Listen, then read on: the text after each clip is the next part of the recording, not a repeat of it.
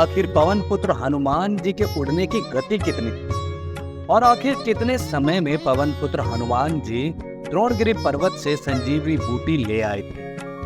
आप देख रहे हैं धार्मिक टीवी दोस्तों, इंडिया का सबसे फास्ट ग्रोइंग धार्मिक चैनल दोस्तों, इसलिए आगे बढ़ने से पहले सब्सक्राइब करके बेल आइकन दबाना मत भूलना और दोस्तों वीडियो को लाइक करके कमेंट बॉक्स में बहुत शिद्दत से पूरे आत्मविश्वास से लिखिए जय बजरंगबली जय हनुमान जी, ताकि आपके सारे रुके हुए काम बन जाए। दोस्तों चलिए आगे बढ़ते हैं।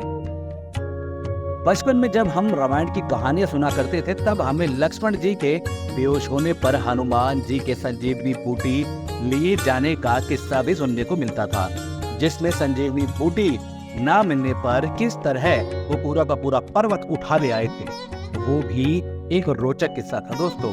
और आज इस खास वीडियो में हम कुछ खास तथ्यों और आंकड़ों के अनुसार ये जानने की कोशिश करेंगे कि आखिर हनुमान जी के उस समय में रफ्तार क्या रही होगी जब वो हजारों किलोमीटर दूर संजीवनी बूटी लेकर आए थे।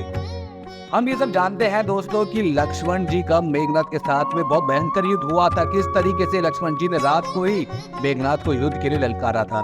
रामायण के अनुसार उस समय रात्रि का दूसरा पहर शुरू हो चुका था। जैसे कि हम सब जानते हैं कि रात्रि के 4 पहर होते हैं, जिसमें रात्रि का पहला पहर सूर्यास्त होते ही हो जाता है शुरू और सूर्य उदय होने के साथ ही रात्रि का अंतिम यानी चौथा पहर खत्म हो जाता है दोस्तों। इसका मतलब है कि प्रत्येक पहर 3 घंटे का होता है। और अगर हम आधुनिक काल की घड़ी के हिसाब से देखें तो लक्ष्मण जी और मेघनाथ का युद्ध लगभग 9 बजे शुरू हुआ था, जिसमें उनका युद्ध 1 पहर तक यानी 3 घंटे तक चला होगा।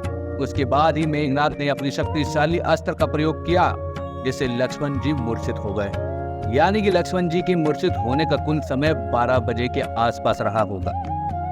लक्ष्मण जी के मूर्छित होने से लेकर विभीषण द्वारा सुशील वैद्य को लाने के लिए जब कहा गया तब उस समय कुल मिलाकर 1 घंटे का समय तो यूं ही निकल गया होगा, जिसमें आधे घंटे तो हनुमान जी ने भी श्री राम को संतावना दी होगी। तो कुल मिलाकर देखा जाए तो 1.5 घंटे और मान लीजिए। यानी जब हनुमान जी संजीवनी बूटी का पर्वत लेने गए तब कुल मिला के 1:30 बज रहे होंगे। वही हनुमान जी संजीवनी बूटी का पर्वत 5 बजे से पहले यानी सूर्य उदय से पहले ही ले आए थे। यानी कि मात्र 3.5 घंटे के अंदर ही हनुमान जी लंका से संजीवनी बूटी लेने द्रोणगिरि पर्वत और फिर द्रोणगिरि पर्वत से वापस लंका आए थे। वहीं इसी 3.5 घंटे के बीच में ही उन्हें काल नेमी राक्षस और साथ ही भरत भी मिले थे। जहां एक तरफा काल नेमी राक्षस ने उनका कुछ समय बर्बाद किया, वहीं जब हनुमान जी द्रोणगिरि पर्वत लेकर वापस आ रहे थे तब भरत जी का तीर लगने के कारण हनुमान जी मूर्छित हो गए थे। कुल अनुमान अगर देखा जाए तो ये कहा जा सकता है कि हनुमान जी लंका से द्रोणगिरि पर्वत और फिर द्रोणगिरि पर्वत से वापस लंका 2 घंटों के अंदर ही आ गए थे। वहीं अगर इंटरनेट पे उपलब्ध जानकारी के अनुसार देखा जाए तो श्रीलंका से द्रोणगिरि पर्वत की दूरी लगभग 2500 किलोमीटर है। यानी आने और जाने दोनों तरफ की ये दूरी कुल मिलाकर लगभग 5000 किलोमीटर तक है।